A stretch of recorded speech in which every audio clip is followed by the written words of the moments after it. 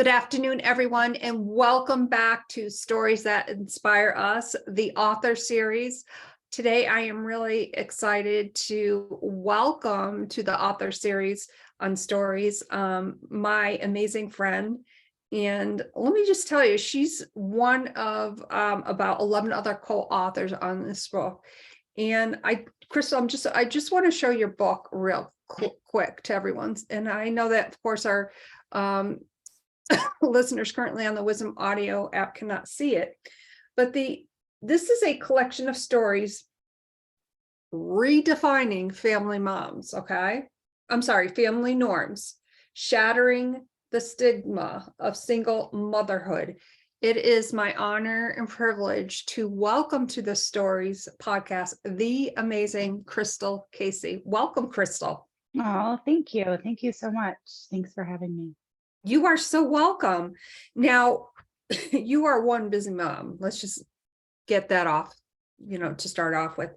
5 adorable children. And a lot of times, our lives do not go the way we want them to, or perhaps the way we anticipate they will go. And I think it's safe to say that in your case, your story really evolved, not only with being a single mom, but it was the story behind the story to where you are today, which I just think is flippin' amazing. Would you like to share with our viewers and listeners a little bit about your story? Yeah. So I don't even know where my story really starts, but I married my grade school sweetheart, and we created a beautiful family. Like you said, we have 5 amazing kids. But unfortunately, life got really hard. I discovered a heart-wrenching secret about my husband that ultimately tore our family apart. It flipped my life completely upside down. And in a very short, I believe it was about 6 weeks time span, we ended up losing him completely. Oh, goodness. So now I am raising our 5 children, and I hit a very, very, very dark place after we lost him. And after everything kind of settled, I'm a survivor by nature because of my background and my childhood. So in the beginning, it was easy to kind of kick into survival mode. But then when the dust settled and everything kind of got back to normal, that's when I crashed. And I ended up needing to go into a facility for about 11 days, I think it was. And that is when and where I decided that I was going to keep moving forward. Mm-hmm. There was a conversation that I had with a woman who was the hospital social worker, and she said to me, actually, you can't protect your kids from everything. It's not your job to keep them from getting hurt, but it's your job to help them discover what to do with that pain. And so that really kind of hit home with me. And I decided that, that's what I was going to do. I was going to model how to take all of this pain and this hurt and this shame and turn it into something great. And that is what I just got the chills when you said that, because that is what is so inspiring about your story. Because if it's all right with you, I would just like to share what the name of your chapter is. Is that all right with you? For sure. Still Standing. When I saw that, Still Standing by Krystal Casey. And the first couple of words from your chapter start, when I think of successful women, and I just sat back for a moment and I said, this is going to be heavy. and it was heavy. But I want to point out those words obviously touched me. Those words and what you have written, what you have shared, I know without a doubt have touched other single moms. And you don't have to be a single mom to realize the depth of the co-authors' stories in this book, to be inspired, because you shared candidly what you went through. Excuse me.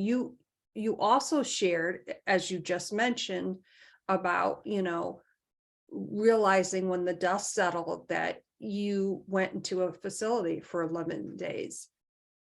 That takes a strong woman. That takes a strong, successful woman to kind of put your foot on the brakes and know that it was okay to ask for help, and you did that. Absolutely. Absolutely. That was something that it took me a long time to learn. Again, I'm a survivor through and through. So because I had been on a healing journey for years, it was really kind of easy for me to recognize that I was at that place and I had one of two choices. I could listen to the voice and let it take me down, or I could speak up and ask for help and rise. And that's what I chose to do.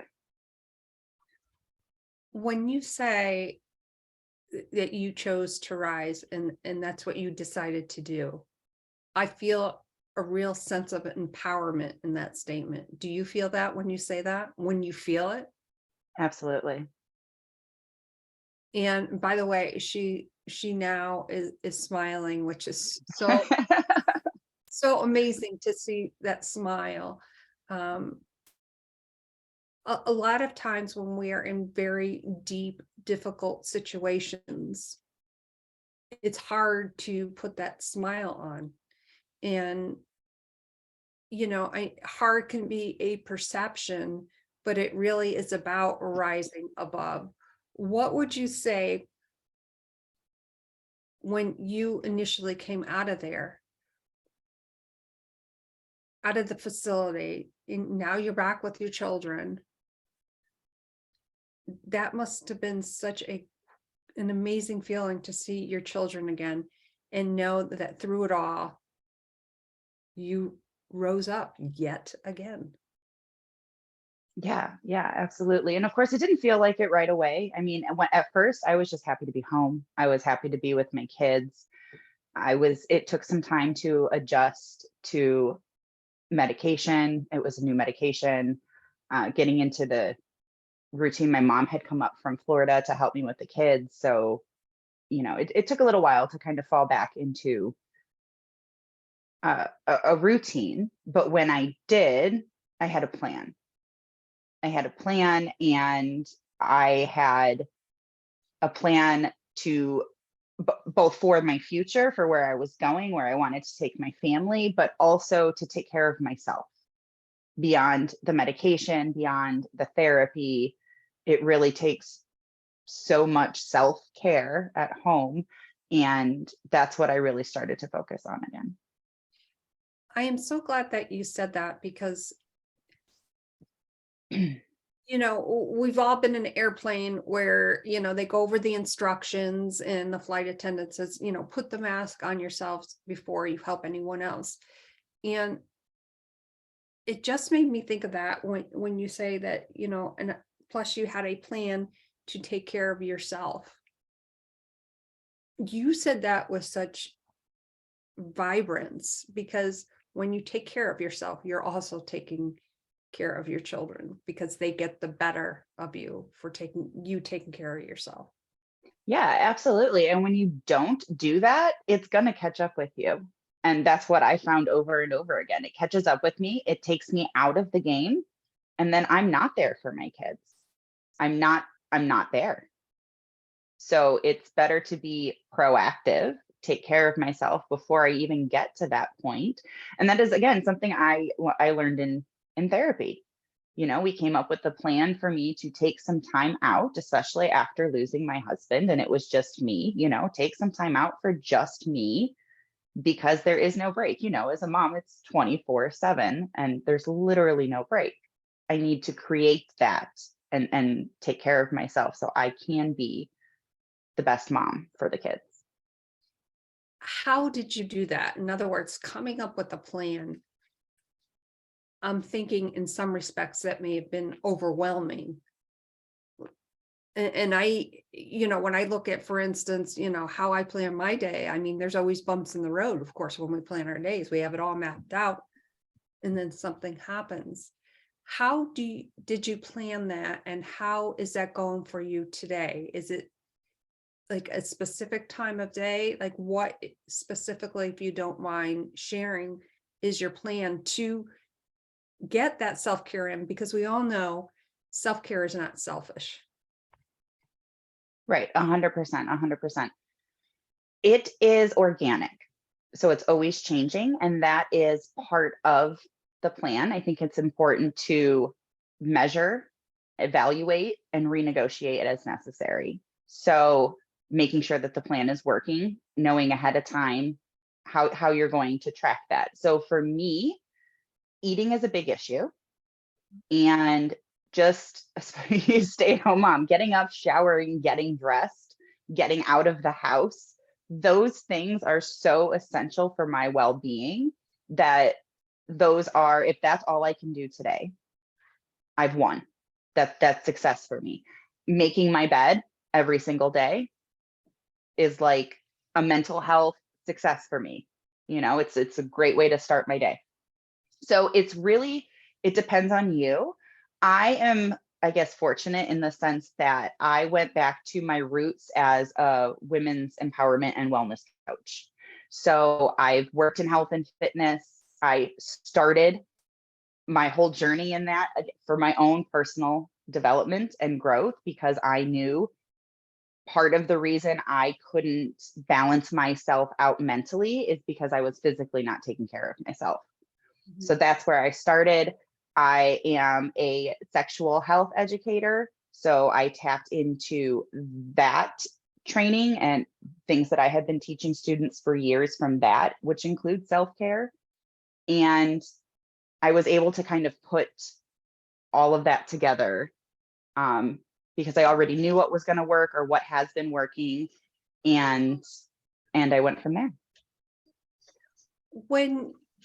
When you go through your daily routine, and I love how you shared that even making your bed was a win for you, because doesn't it feel good to know? Yeah, I mean, for instance, when you walk by your bedroom, your bed is made and it looks comforting, and that gives you kind of that, that looks so good, and I'm so glad that And clean and open. And I feel like it's a reflection. Your space is a reflection of your life and also how you're feeling mentally and emotionally. That's how it works for me. So when I can keep it clean and I can keep it open around me, I feel more free and more open. I love what you said about that, because that is so true. You know, do you think in some respects that, I'm not sure how to ask this, failure, we all may think that we have failed at something. Do you still look at some parts of your journey as a failure? Because I see them more as that it wasn't a failure, that it was a pivot, or maybe it was a pothole, but that led you in a different direction, and you're all the better. You're that much better. Absolutely. Absolutely. It's a mindset shift. And it, again, is organic. I feel like we're always growing. So that's something that I'm still constantly learning. But yes, my failures weren't really failures. They were opportunities for growth. And it was in those failures that I was able to, glean something and grow from it and become that next level of who I am. Wow, and that's so true about looking at it as more of a directional opportunity to enhance what we're doing, to lead you to where you are. I'm looking through your chapter again, and when I love what you said toward the end, if I may share it with you. Please. And I'm getting a little choked up as I'm looking at this before I read it. And here I am, still standing. Not only am I still standing today, but I'm living the life I want on purpose and with purpose. That's exactly what success looks like. Do you realize how very powerful that is? Like, that is huge. Yeah. It's everything. What would you say? We know that you have purpose and we know that you have meaning in your life and you are living it. But I foresee that ceiling being lifted. Where do you think your purpose may take you? Yeah. I don't believe that I went through what I went through and my family went through what they've gone through for nothing. 100% there's a purpose. And that's the whole reason that I'm here today. It's the reason that I write. It's the reason that I speak. And I believe that purpose is to help break the cycles across generations of trauma, of abuse, of silence. My purpose is to help empower other people, specifically women, moms who are in that place where I was, where they feel stuck, and helping them find their voice, use their voice, and become unstoppable. And I think that you truly have found your voice. And something just popped in my head, and I'm just going to come out and say it because there's a lot of popping going on. I see you being on a TEDx stage.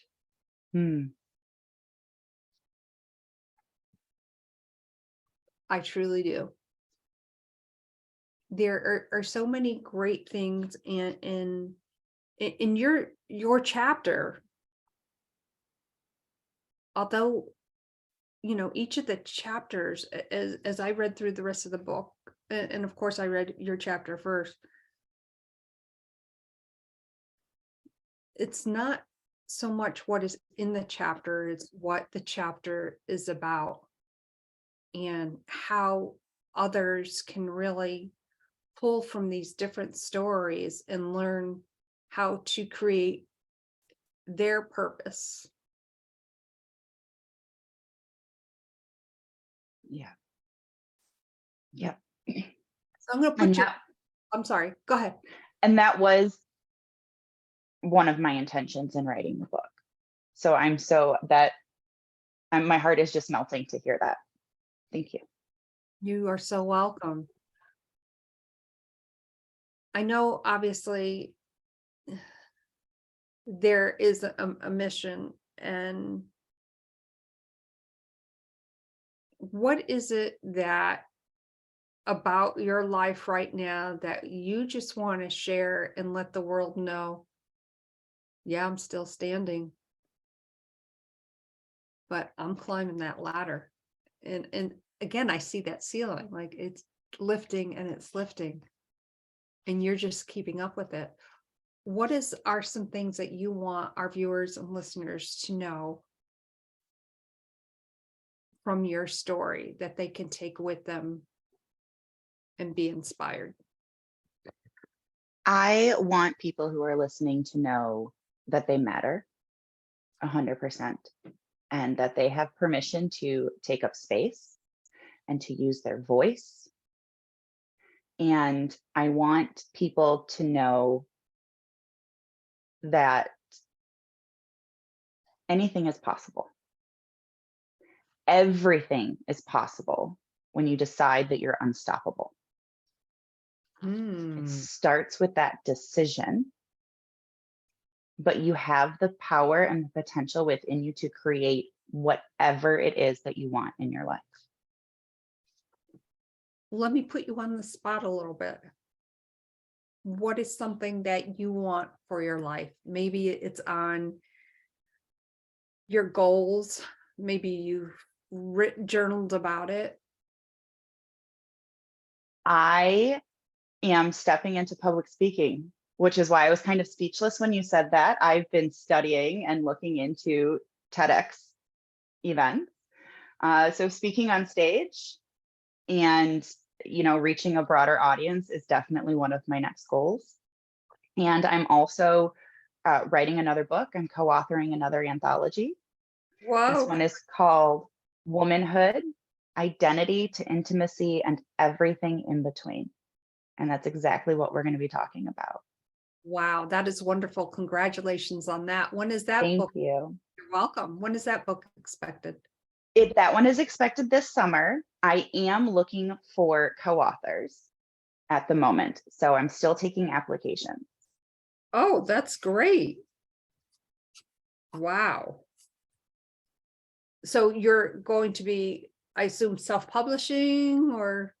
We're working with the same publisher that we worked with for Shattering the Stigma of Single Motherhood. She Rises Studios. They're amazing. That is wonderful. That is so good to hear. When you've met with your next set of co-authors,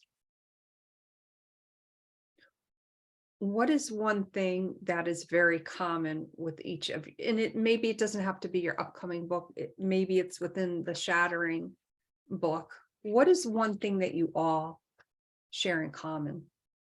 We all share, actually, it's both books.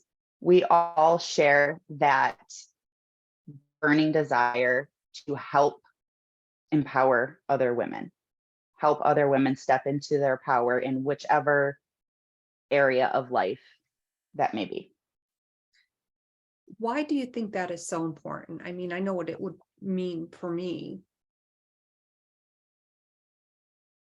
I have 4 daughters. I have 4 daughters, so it hits straight to home. I want them and their children and their friends, and like I said, generations. I want them to know that they're capable of anything and that nobody has to settle. Nobody has to settle for anything in life. I don't see you settling for anything. I see you being at the forefront of so much going on, and the fact that you're putting in an anthology together, that speaks volumes. Thank you. You're welcome. I want to go back to your book again. Yeah. There's just so many good things in here. I know that you talk about yoga a lot. Can you share, because I love hearing about that aspect of what you do, because that really, I feel like it enlightens you on another empowerment type of level. Yeah, absolutely. So when I was talking about when I was first doing for my own personal development, I started becoming more involved in health and fitness and wellness. And I had tried a lot of different medications and none of them were working for me. And once I started having babies, I didn't want the strong medication. So I was looking for something else to help me. And that's when I learned that trauma is stored in the body. And one of the only ways to get rid of it is through movement. So in my mind, I had created a space where women can come together and combine music, movement, and meditation to help their self-healing journeys. They could connect with themselves, they can connect with other women. And in this, I did end up opening a studio, and I thought it was a dance studio. Turns out it was a yoga studio, and specifically an aerial yoga studio. Whoa. So we had the silks that are like hammocks that hang from the ceiling, and the silks help support your poses throughout your practice. They are also great for helping to regulate you. Um, because of the different pressure points when you're using, there's different ways that they can be used. But one of my favorite was at the end, we would put everyone in a cocoon. So they would lay down in the hammock, they would be completely enclosed, they would just be like held and supported by this hammock. The music would be on, the lights would be low, and I'd go through and do a guided meditation. And I feel like that was always everybody's favorite part of the class. And it was mine too, because I was talking and regulating myself as I'm regulating my students. And that just became a really integral part of my life. You know, I started not knowing anything about it, and I ended up becoming a teacher and teaching several classes a day by the time I was done. Wow. And that is amazing. Are you still doing that? Not as much. I'm a substitute teacher right now, but with the kids and being a single mom now, I have babies still, so I don't have the time during the day that I need. Gotcha. Yeah. That sounds very interesting. I just kind of foresee myself falling out of something like that. A But lot of people feel like that, but you're not. my gosh. So you had mentioned that you're also an empowerment coach. Yes. So like I was talking about, I'm a sexual health educator. So I do help women who well, it's all women really. It's not women who, it's all women, to reconnect with their sexual side, their Mhm. sensual side. I believe that a lot of us learned about sex in not a great way, or perhaps in not a complete way. And so it's kind of like sex ed for the grown woman. And in this uh, pathway, I have connected with and discovered so much about women, and that's kind of what has inspired the womanhood book.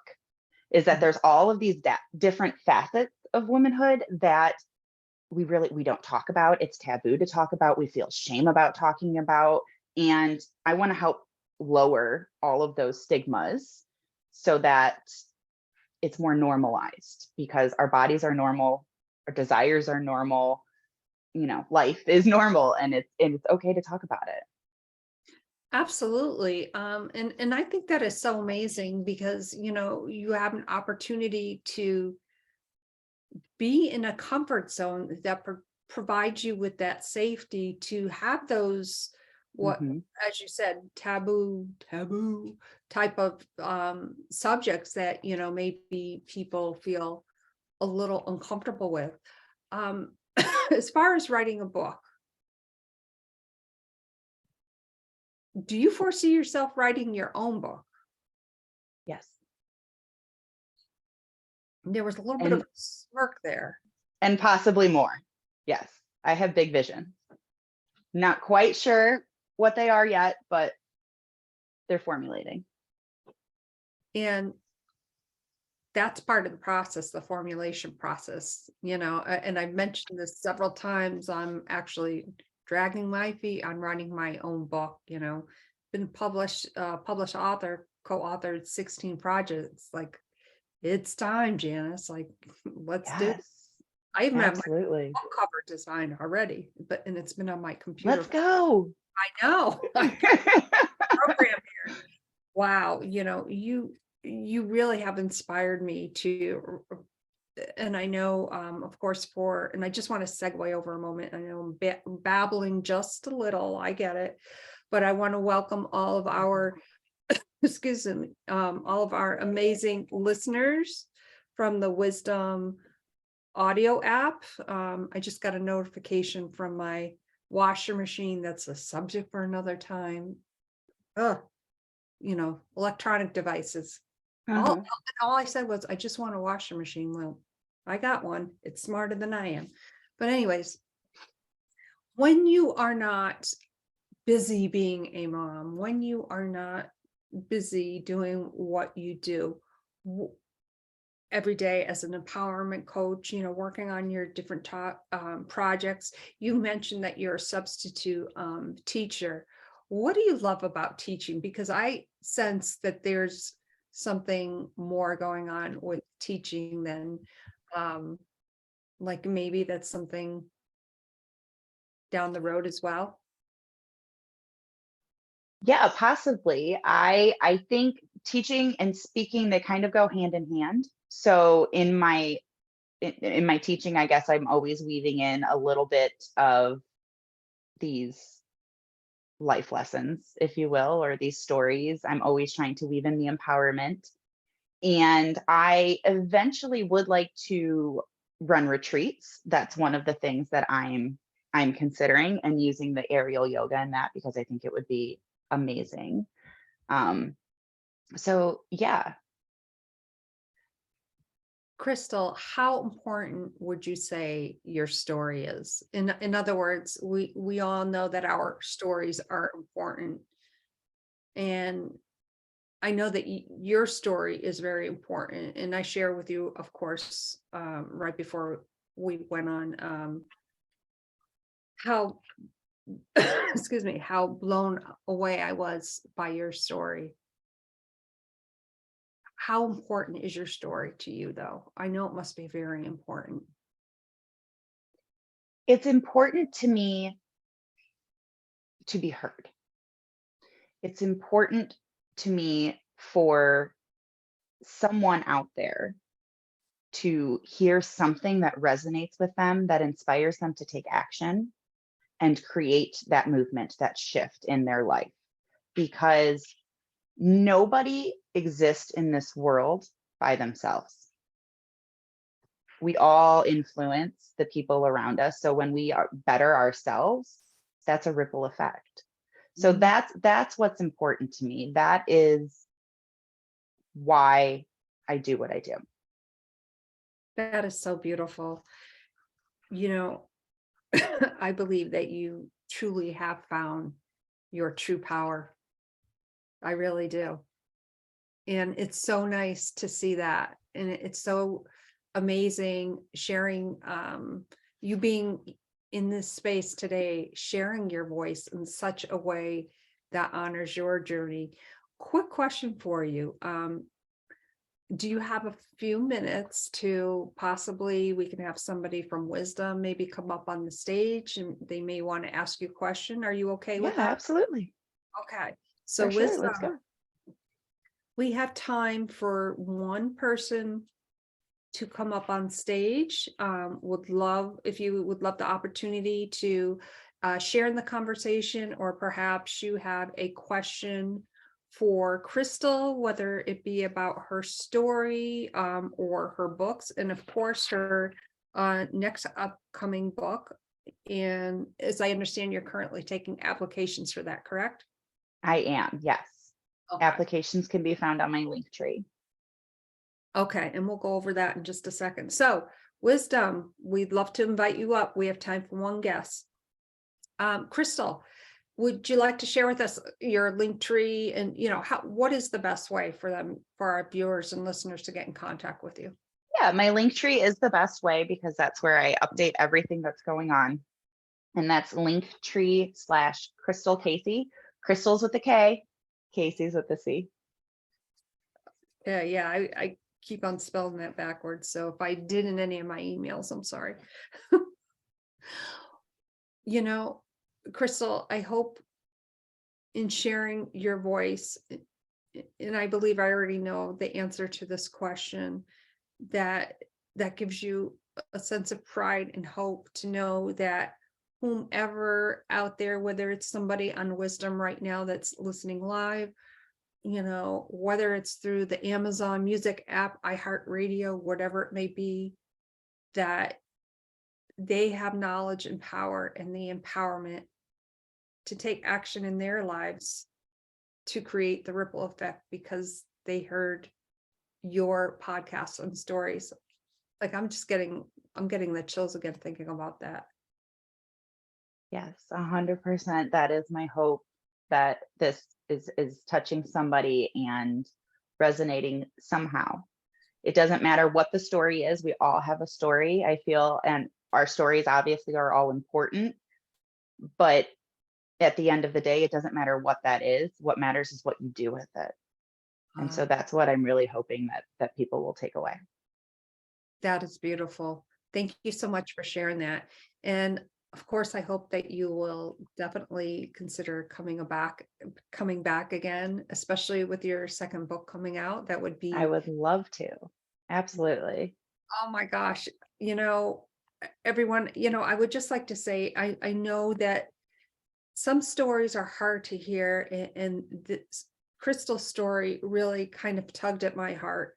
And I want you to know that, sharing your story as Krystal has described, she wanted to do it in such a way where her voice would be heard, but more importantly, to that anyone listening or viewing the videos would take action in their lives to be inspired and create the ripple effect. And really, that is truly what stories is all about.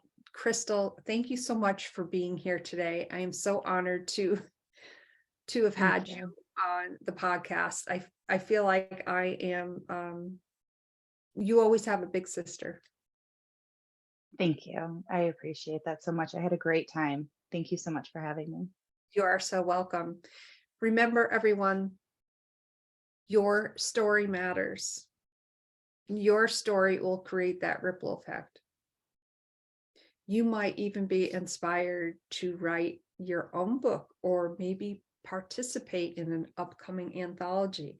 You never know who you may inspire. And as everyone knows, stories that inspire us. I was inspired by my son, Ryan Scott, who continues to inspire me each and every day. This is what it's all about. My name is Janice Malillo, the host of Stories That Inspire Us, the author series. Today, I was inspired by this amazing young woman, Krystal Casey. Krystal with a K, Casey with the C. Got it. All right, everyone. Right. Have a great day. And Thank you, Janice. you are so welcome. We shall see you again real soon. Thank you so much, everyone. Bye for now.